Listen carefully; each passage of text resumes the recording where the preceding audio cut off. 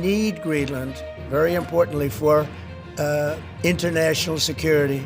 If you look at Greenland right now, if you look at the waterways, you have Chinese and Russian ships all over the place. Greenland is the world's largest island filled with beautiful icy landscapes, but could it become the 51st state of America? In 2019, Donald Trump shocked the world by announcing he wanted to buy Greenland. Most laughed. But 6 years later, that idea has returned, louder, bolder, and this time attached to a foreign policy plan. We need Greenland for national security purposes. I've been told that for a long time. To Washington, it sounds strategic. To Copenhagen, provocative. To Greenlanders, personally. After winning back political momentum in 2025, Trump again declared he wanted ownership and control of the island. His team visited Nuuk. Locals spotted wearing MAGA caps became the symbol of a renewed courtship. I just want to say that it's a very special place. But beneath the photo ops lay a serious question. Could America ever legally own Greenland? And why try again now? Can you assure the world that as you try to get control of these areas, you are not going to use military or economic coercion? No, I can't assure you. You're talking about Panama and Greenland. No, I can't assure you on either of those two. But I can say this, we need them for economic security. 80% of Greenland lies under ice, yet beneath that ice sit billions in rare earth minerals and strategic metals vital to electric vehicles, defense systems, and satellites. With only 56,000 residents and its position between North America and Europe, the island is a military dream and a geopolitical flashpoint. For 3 centuries, Greenland has been part of the Kingdom of Denmark. Even with home rule since 1979, foreign affairs and defense still belong to Copenhagen. That means Trump would need 2 signatures to seal any deal, one from Denmark and one from Greenland itself. Both say, not for sale. Greenland is ours, the Prime Minister declared. We are not for sale and will never be for sale.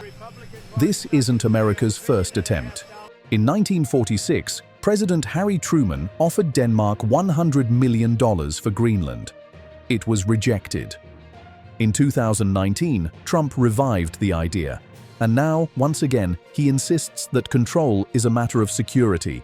We have to have protection, so we're going to have to make a deal on that.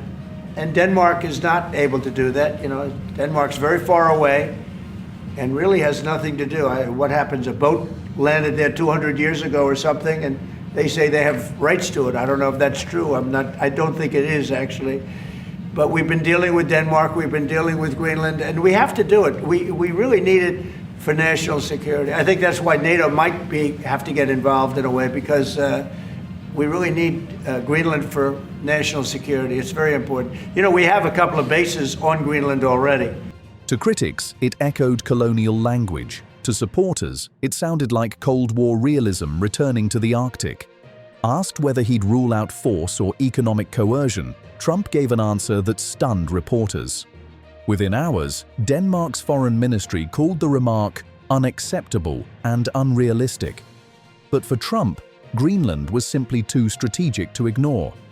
In truth, the United States is already there. Since 1951, the Pituffik Space Base, once Thule Air Base, has stood in northwest Greenland, a key node in America's missile warning network. That base monitors the Arctic sky 24 hours a day. In Trump's view, it proves Greenland is already part of America's defensive shield. We really need Greenland for national security. It's very important. You know, we have a couple of bases on Greenland already. Analysts say that behind the rhetoric lies a bigger goal: to reshape the Arctic supply chain before Beijing does. Trump's argument goes beyond territory. It's about resources and leverage, ensuring America controls the minerals that power its economy and defense.